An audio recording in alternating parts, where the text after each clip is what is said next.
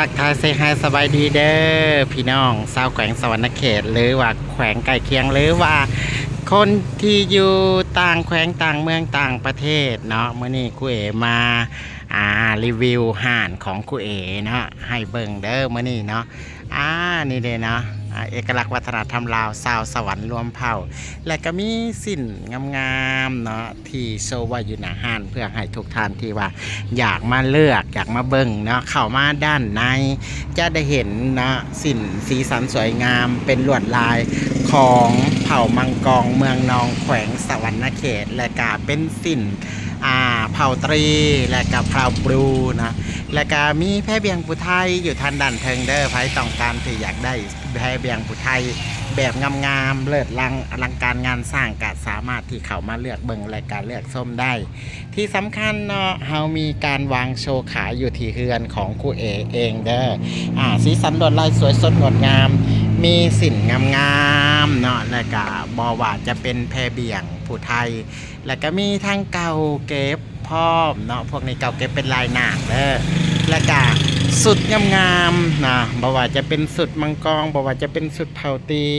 และก็ที่สำคัญเนาะเฮามีหลายเนาะบ่ว่าจะเป็นเสือผู้ชายอยู่ด้านนี้เด้อก็มาเลือกได้แพะตุ้มเสือผู้ชายและก็มีหลายเบอร์และก็มีหลายขนาดบ่ว่าจะเป็นเบอร์ S เบอร์ M แล้วก็เบอร์ L แล้วก็มีสุดงามๆสินเนาะมาทางด้านในจะมีสินเด้อนี่นะเฮาจะให้เบิ่งสินนะสินอยู่นี่คือมีหลายสีหลายลายและก็มีสีสันสวยสดงดงามมีหลายเนาะมาสามารถเลือกเบิ่งและเลือกส้มและก็เลือกจับเลือกใบและก็อยากได้พื้นใดอยากได้ลายใดสามารถเข้ามาจับจองและก็เข้ามาเลือกได้และก็ที่สำคัญเนาะบ่ว่าจะเป็นเครื่องที่ไว้ขายแล้วเฮายังมีเครื่องไว้ให้เซาเด้อเสือเนาะที่ท่านจะเซาไปแสดงงานต่างๆหรือว่าเซาไปขึ้นเวทีเนาะการแสดงอยู่ในภายในนครไกรสอนหรือต่างแขวงหรือต่างเมืองก็สามารถเข้าไปเลือกได้เนาะอยู่หันครูเอที่สำคัญสินที่อยู่ในตู้ล้วนแล้วแต่เป็นสินไม้ม่อนเนาะและก็เป็นไม้ม่อนเก่าเก็บหมดเลยที่สำคัญเนาะลายต่างๆสีต่างๆอยู่ในนี่ก็สามารถที่ว่ามาเลือกได้นอกจากนั้นเขายังให้เห็นเนาะสินที่มีเอกลักษณ์ตัวนี้เก็บที่ว่าซื้อไว้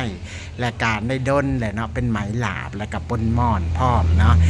เก่าแต่ว่าอยู่น้ำคูเอกับ10 กว่าปีแล้วตอนนี้สามารถที่เขามาเลือกเบิ่งได้เด้อเพราะว่าสินแต่ละผืนล้วนแล้วแต่เก่าที่บริโนงเพราะว่ายังบ่ทันได้ยิบซ้ำนอกจากนั้นมันก็ยังมาทางด้านนี้เนาะมาทางด้านนี้อันนี้บอกเลยว่าความอลังการงานสร้างของสินแต่ละผืนนี่บอกได้เลยว่ามีความเก่าแก่มีความเป็นเอกลักษณ์ของความบูฮานไว้นะไผที่หมักสีสันลวดลายและกาแต่ละพื้นแต่ละลายก็สามารถเข้ามากับเลือกกับกูเอได้นอกจากนั้นก็ยังมีสินตำไม้แน่นี่2พื้นนี่นะและการนอกจากนั้นก็ยังเป็นเก่าเก็บและกับปนกันกับสินสินไม้หมอนบูฮานและก็เป็นลายต่างๆสามารถที่เข้ามาเลือกเบิ่งและก็เข้ามาเลือกได้เด้อเนาะทุกคนก็สามารถที่เลือกได้เนาะเพราะว่ามันเป็นสินที่เก่าเก็บเนาะพร้อมทั้งนั้นกะท่านใดที่ต้องการอยากเข้ามาเลือกเองหรือว่าอยากมาสัมผัสอยากมาจับอยากมาเลือกโดยตัวของเขาเองโดยการที่แบบว่ามันงามแท้บ่หรือมันมีสีสันลวดลายที่ถูกอกถูกใจกับของตนเองที่อยากได้บ่เนาะนอกจากนั้นเฮายังสิให้มาเบิ่งอยู่ในตู้แก้วนี่เนาะว่าจะเป็นสินแต่ละพื้นสินแต่ละลายอันนี้คือความอลังการงานสร้าง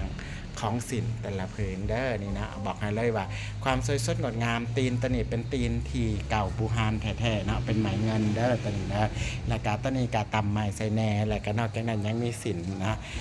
พื้นที่มีความสวยสดงดงามอหลีนะบอกได้เลยว่ามาเลือกเบิ่งและก็มาสัมผัสกับความงาม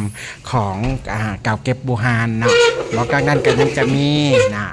นี่ยังจะมีเด้อหลายผืนที่มันมีลายต่างๆลวดลายต่างๆที่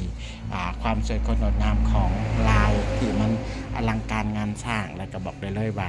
งามอหลีเนาะสนใจก็สามารถทักเข้ามาถามเข้ามาว่าต้องการอยากได้พื้นใดอยากเบิ่งพื้นใดคือเฮาจะมีโอกาสและมาทางด้านนี้เนาะเฮายังมีกระเป๋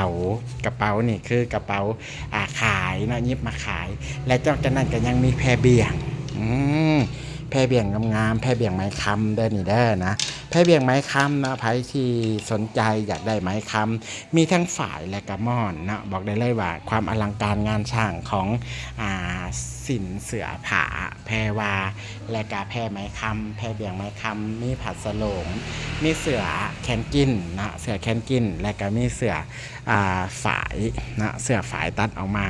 และก็สามารถที่มาเบิ่งมาเลือกและก็มาจับมาบายและก็มาสัมผัสและก็มาเบิ่งได้เลยว่าเฮาอยากให้เห็นเนาะตัวจริงและเพราะว่าบางคนอาจจะว่าโอ้ยแบบมันงามสำทีว่าวบอแต่บอกได้เลยว่าความงามเนี่ยยืนหนึ่งคำว่าบูฮานนะเนาะถูกผืนถูกลายมันมีเอกลักษณ์ของความดั่งเดิมไว้โดยที่ถูกผืนถูกลายอยู่นี่จะบอกคือกันฉะนั้นจะบอกได้เลยว่าบางคนว่าอยากได้2ผืน3ผืนมันอาจจะคือกันยากเนาะเพราะว่าของบูฮานน่ะมันได้มาแต่ละบ้านมันได้มาแต่ละบอนมันได้มาแต่ละทีจะบอกคือกันลวดลายสีสันหรือว่าความเก่าแก่ของมันอาจจะแตกต่างกันบอกได้เลยว่าฉะนั้นแหละไผที่ต้องการอยากได้สินนะลายมัดมีหรือว่าเป็นไหมม่อนหรือว่าเป็นฝ่ายก็สามารถมาเบิ่งมาเลือกรายการมาจับมาบายบอกได้เลยว่าความงามอลังการงานสร้างอลีคือบอกได้เลยว่าสินถูกพื้นถูกลายแพรถูกวาแพรถูกพื้นล้วนแล้วแต่เป็นเอกลักษณ์ของความเป็นลาวและก็เป็นชนเผ่าของผู้ไทยและก็เป็นของเผ่าตีเผ่ามังกรเผ่ากระต่างเผ่าตะโอเอกมีเด้อและก็บอกได้เลยว่ามาเลือกได้โอเคบ๊ายบาย